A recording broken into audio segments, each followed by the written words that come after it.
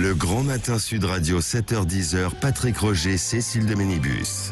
7h44, c'est le petit déjeuner politique ce matin de Nicolas Dupont-Aignan, député de l'Essonne et président de Debout la France. Oui, bonjour Nicolas Dupont-Aignan. Bonjour Patrick Roger. Le coup de force des partisans de Trump au Capitole à Washington hier soir. Quelle est votre réaction à ces scènes de chaos ahurissantes aux yeux du monde entier ? C'est terrible pour les États-Unis, pour la démocratie, et ça montre surtout la cassure terrible. J'allais dire pas en deux, parce que je pense pas que les manifestants représentent la moitié des États-Unis, mais ça montre la cassure de la démocratie américaine. Et au-delà du caractère choquant, et il y a eu mort, oui. Au-delà de cela, ça montre à quel point cette démocratie a besoin d'être réparée. Ouais. Alors je suis pas un spécialiste des États-Unis, donc il y a tellement de spécialistes aujourd'hui partout qui disent tout. Mais est-ce que d'abord, dans un premier temps, vous condamnez tout le monde condamne, sans réserve les appels de Donald Trump à la contestation? Non, il y a deux choses. Oui. Je condamne bien évidemment les actes, même si je suis pas américain et responsable politique américain. Après, moi je ne suis pas aux États-Unis, et donc je regarde ça toujours depuis des semaines avec beaucoup d'interrogations. Je ne sais pas, et donc j'écoute, je lis. Je ne sais pas ce qui s'est passé réellement. Je m'interroge. Sur quoi? Sur les résultats? Surtout, on voit bien que cette démocratie est complètement fracturée. Et ça pose un énorme problème. Et cette démocratie fracturée, c'est quand même une des grandes démocraties du monde. On voit bien qu'il y a une partie de l'électorat qui ne reconnaît pas le résultat. Oui, mais c'est ça, c'est la démocratie, Nicolas Dupont-Aignan. Justement, la démocratie. C'est de reconnaître. Il y a des élections et on reconnaît ensuite. Oui. Le miracle de la démocratie. Oui. C'est quoi le miracle de la démocratie? C'est que après les élections, il y a la minorité qui a perdu se range derrière la majorité qui a gagné. Et ce qui est nouveau aux États-Unis, et c'est ça qui est très grave, et je ne suis pas juge de savoir pourquoi, comment, je lis ce qui est nouveau, c'est que la minorité, plus ou moins importante, je ne sais pas, ne reconnaît plus le suffrage. Et ça prouve à quel point nos démocraties sont fragiles. Et donc, si on prend un peu de recul, comment on renoue avec la démocratie. Alors ça, c'est de la responsabilité des politiques. Donc c'est aussi probablement... Donc on va voir ça dans un instant en France. Et c'est de la responsabilité peut-être... Depuis des années... Nicolas Dupont-Aignan, c'est aussi de la responsabilité de Donald Trump quand même, qui a appelé à la contestation hier de nouveau. Mais c'est aussi peut-être la responsabilité des démocrates aussi, la manière dont l'élection a été conduite. Je n'en sais rien. Mais alors, vous ne condamnez pas... Alors vous ne condamnez pas Donald Trump, les événements, les appels de je Donald condamne Trump. les événements, mais je ne suis pas américain, je ne suis pas là-bas tout le temps. Je suis incapable... Non, ne me demandez pas de juger une situation à des milliers de kilomètres sans connaître les tenants et les aboutissants. Moi, je ne suis pas un singe savant, je ne suis pas un perroquet, je ne connais pas ce qui se passe. Vous avez vu quand même la situation, vous êtes un responsable politique, Nicolas Dupont-Aignan. Je regarde, je condamne bien évidemment ce qui s'est passé, mais je dis qu'il y a un phénomène dans les démocraties où des minorités ne reconnaissent plus les majorités, où on s'interroge sur les majorités, et j'estime que si on veut que nos démocraties survivent, il faut respecter les peuples.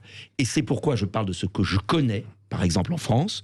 Je suis un avocat de la démocratie directe, c'est-à-dire du référendum, car souvenez-vous, dans la crise algérienne, le général de Gaulle...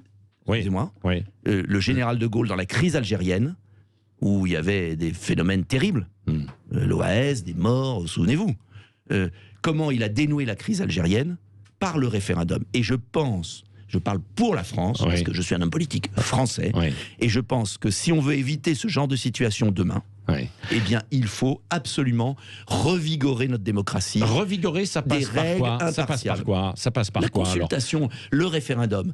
Vous savez... Oui, mais le référendum, si dans une élection... Attendez, Nicolas Dupont-Aignan, si dans une démocratie, on ne reconnaît pas le résultat, ce sera la même chose avec un référendum. Regardez, les Français ont voté en 2005... en voté en 2005, toute la classe politique française a bafoué le référendum. Regardez sur l'immigration, ça fait 30 ans qu'il y a une immigration massive en France, les Français n'ont jamais été consultés dessus. Donc, ce que je parle pour la France, moi je souhaite que la démocratie soit préservée, je souhaite ne jamais voir ça en France, et je souhaite pour cela qu'on ait une démocratie transparente, assainie, où l'argent ne joue moins de rôle, heureusement, qu'aux États-Unis. Bref, qu'on ait une vraie démocratie. Oui, éviter aussi les discours haineux.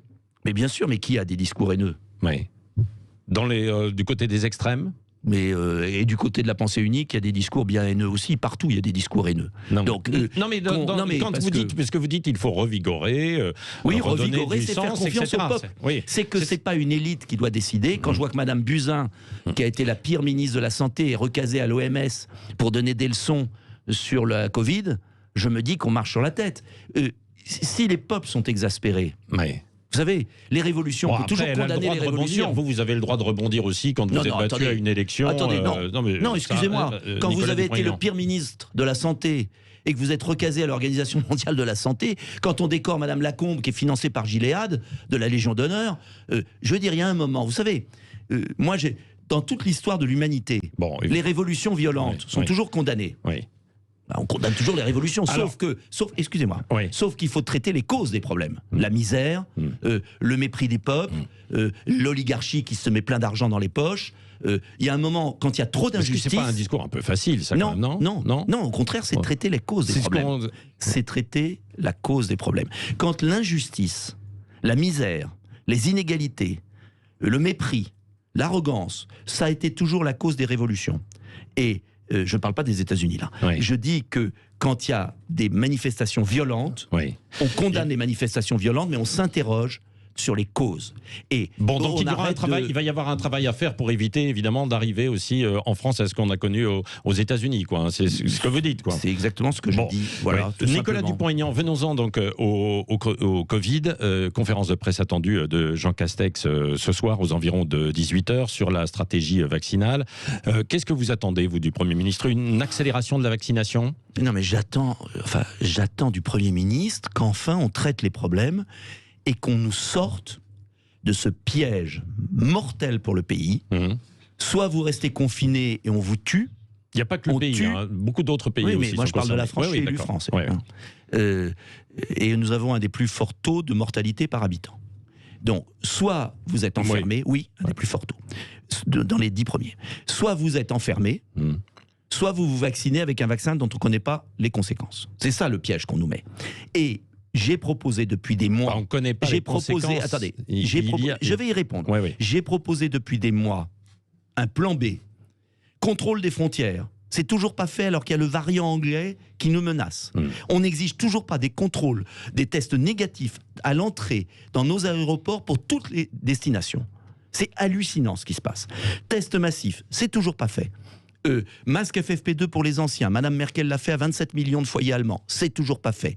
Soignez les gens, c'est toujours pas fait. Je demande une étude indépendante sur les moyens de soigner, que ce soit l'hydroxychloroquine, l'ivermectine, il y a quantité de moyens. Les médecins font preuve de grande originalité, les médecins libéraux font tout ce qu'ils peuvent, mais ça, l'État ne s'y intéresse pas. Augmenter les lits de réanimation, on ferme toujours... Non mais attendez, on ferme Nicolas toujours les lits. Donc ce que je veux dire, c'est que si on ne traite pas le problème, et si le gouvernement est aussi nul aujourd'hui qu'il y a 6 mois, parce que c'est ça la réalité. Nicolas Dupont-Aignan, s'il existait quand même... disons les choses, s'il existait des traitements miracles qui fonctionnaient, ils fonctionnent dans d'autres pays. Ils ne fonctionnent pas complètement dans les autres pays, parce qu'il y a des victimes. Attendez, reprenons ça. Ils fonctionnent dans des pays. Regardez la liste des pays de la mortalité par habitant. C'est fascinant et effrayant. Pourquoi la France a une mortalité par habitant aussi élevée, alors que des pays comme le Maroc, le Maroc, qui ont pris des mesures d'une grande intelligence, comme des pays asiatiques ont, mais pas 10 fois moins de morts. 40 fois moins de morts par habitant, 40 fois moins. Et moi j'ai regardé, à la différence du gouvernement, ce que faisaient ces pays. Et ces pays, ils n'ont pas confiné comme nous. Donc, est-ce qu'il y a un moment où on va ouvrir les yeux sur l'incompétence, l'incapacité lamentable de ce gouvernement? Alors, sur la vaccination, vous n'avez pas répondu à ma question. Qu'est-ce que vous attendez comme stratégie, justement? J'attends d'abord qu'on ait des études complémentaires. Je ne suis pas anti-vaccin, contrairement à ce que j'ai entendu d'ailleurs de quelqu'un sur votre antenne. Je ne suis pas du tout anti-vaccin. Je rêve qu'il y ait un vaccin qui fonctionne. Je rêve. Il y en a. Non. Monsieur Fischer, non. Arrêtons de raconter n'importe quoi. Monsieur Fischer, attendez. Monsieur Fischer, c'est pas moi. Monsieur Vaccin du gouvernement. Un article du Monde, pas moi. Dans Le Monde hier soir, on nous dit on ne sait pas si le vaccin empêche la transmission. C'est quand même extravagant. Donc, il y a plusieurs En revanche, types de il peut vaccins. protéger. Je l'espère. Oui. Il y a plusieurs types de vaccins. Il y a des zones d'ombre. Le vaccin classique, je remarque que les Chinois ne se sont pas vaccinés au vaccin ARN. Vaccin Non, mais classique. ils ont, Le chacun vaccin sa classique stratégie. français n'est toujours Oui. pas prêt. Non, mais Non, mais c'est quand même extravagant ce qui se passe. Le vaccin français classique, éprouvé, n'est toujours pas prêt. Les Chinois vaccinent, tout le monde. Bon. Premier point. Sur le vaccin classique, j'attends avec impatience le vaccin Sanofi-Pasteur, qui justement n'est pas prêt parce qu'ils prennent des précautions. Oui. Premier point. Deuxième ça, point, ce il y sera a le peut-être vaccin... pour toute la population. En revanche, il faut protéger Mais- aujourd'hui les plus fragiles. Quoi. Mais ça veut dire quoi, protéger les plus fragiles, si on ne sait pas ce qu'on leur inocule? Bah, il y a, Non, mais moi, il y a je veux quand même bien. eu des résultats qui Non, sont mais- probants dans les premiers à court tests. terme, Quoi. Ouais, à court terme. je rêve, alors soyons précis. Oui. Je rêve que ça marche. Ouais. Je demande, c'est quand même pas la mort, je demande 3 mois, ou même moins, d'études complémentaires, à partir d'ailleurs des vaccinations qui se font dans certains pays, pour qu'on soit certain qu'il n'y ait pas d'effets collatéraux et qu'on sache. Donc, si ça vous demandez une protège- pause dans la Non, vaccination. je demande des études, c'est quand Ouais. même incroyable. Ah, d'accord, des études. Des Mais on études continue quand même précises. de vacciner. Mais on vaccine personne en France. Bah si, Ils sont c'est on pas vrai. accélère là. Non mais on On accélère n'accélère rien la- du tout, ils sont incapables d'avoir des congélateurs. On apprend par Mediapart hier qu'ils sont incapables d'organiser les choses. Donc, enfin c'est ahurissant ce qui se passe. C'est-à-dire Ouais. que si le gouvernement avait du retard, en nous expliquant je fais des études complémentaires, on est en train d'affiner. C'est un peu ce qu'ils ont dit d'ailleurs. Non, mais ils ont dit comme prétexte à Ouais. des problèmes de fond. Ouais. Et puis le dernier point, pardonnez-moi de Ouais. soulever la question quand même. Ouais. Moi je ne comprends pas comment des gens qui demandent aux Français de se vacciner, qui sont incapables de leur fournir des vaccins, Ouais. ne se font pas vacciner eux-mêmes. Ouais. Qu'attend M. Macron pour se faire vacciner? Ouais. Pourquoi les 40 membres du gouvernement ne sont pas vaccinés là Bon, depuis il y a 15 jours? eu des personnalités qui l'ont fait Non, non, hier, non. oui, avant-hier, Les quoi. membres du gouvernement, M. Véran, Ouais. M. Macron ne sont Ouais. pas vaccinés. Comment on demande aux Français de se faire vacciner Ouais. quand eux-mêmes n'osent même pas se faire vacciner? Quand Emmanuel Macron se fera vacciner sérieusement avec tous les membres de son gouvernement, eh bien je serai peut-être un peu plus rassuré. Et vous le ferez peut-être alors. Non, je le ferai, moi je suis Ah ouais. franc avec les Français. Oui, oui. Je le ferai sur le vaccin classique, s'il est éprouvé, et je le ferai sur le vaccin ARN quand il y aura un tout petit peu de recul. Je ne suis pas anti-vaccin, Oui. je demande qu'on prenne des mesures Mais de là, vous précaution. contribuez aux anti-vaccins, là, en fait. hein. Comment? Vous contribuez aux anti-vaccins, non? Mais je ne contribue en rien. Est-ce qu'on peut sortir du manichéisme dans lequel on veut nous enfermer, nous abêtir? Ça fait des mois qu'on nous prend pour des imbéciles, pour pas employer un mot vulgaire. ouais. Ça fait des mois qu'on enferme les Français pour rien. Oui. Ça fait des mois qu'on ruine un pays. Ça fait des mois qu'on tue la psychologie des Français, qu'on en fait des zombies. Donc j'estime qu'on pourrait faire autrement. Je ne nie pas l'épidémie.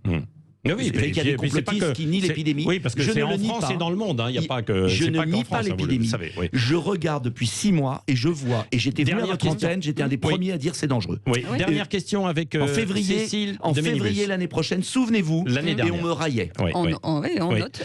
Nicolas Dupont-Aignan, dernière question. On est pressé par le temps. Oui, oui, avec pressé Cécile. pas. Est-ce que, Un peu bavard.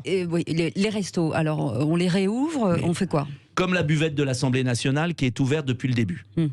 Avec des conditions de sécurité. Comme ce studio, il y a du plexiglas, là. Ouais. On est en face de l'un de l'autre, il y a du gel. On a été prudent. Et vous n'avez pas arrêté l'émission. Est-ce qu'on a fermé le métro? Est-ce que le métro est fermé? Non. Pourtant, on y va avec un masque, on est prudent. Alors pourquoi il y a 200 000 restaurateurs qui sont sacrifiés? C'est l'âme de notre pays qui est tuée. Alors je vais être franc avec vous. On ne peut pas rouvrir peut-être tous les restaurants, les tout petits restaurants, certains bars. Je ne vais pas vous dire par démagogie où il faut. Non. Mais en revanche, il y a au moins la moitié des restaurants qui pourraient rouvrir demain matin. Et pourquoi les cantines sont ouvertes avec 300 collégiens? Les cantines des lycées, les restaurants d'entreprise? C'est une injustice selon vous? Mais c'est inadmissible. C'est monstrueux ce qui est en train d'être fait dans notre pays. Pourquoi? Ce qu'il ailleurs faut, aussi, c'est cibler les Non, protections. C'est pas toujours. Non, mais Nicolas excusez-moi, Dupont-Aignan, en dans le pays, parce Espagne, que à Monaco. Grande-Bretagne, Mais attendez, non, mais en excusez-moi. En Grande-Bretagne, Mais à c'est Monaco, fermé aussi. les restaurants sont ouverts. Oui, C'est à 10 minutes de Nice. Oui. Est-ce que Monaco est mort? En Espagne, la région de Madrid a pris des mesures très rigoureuses Donc ça veut sur les dire que les frontières. restaurants, c'est cas par cas? Mais c'est les restaurants qui respectent les règles sanitaires. Il faut passer de la fermeture absurde à la protection des personnes. Protéger les plus fragiles, Oui.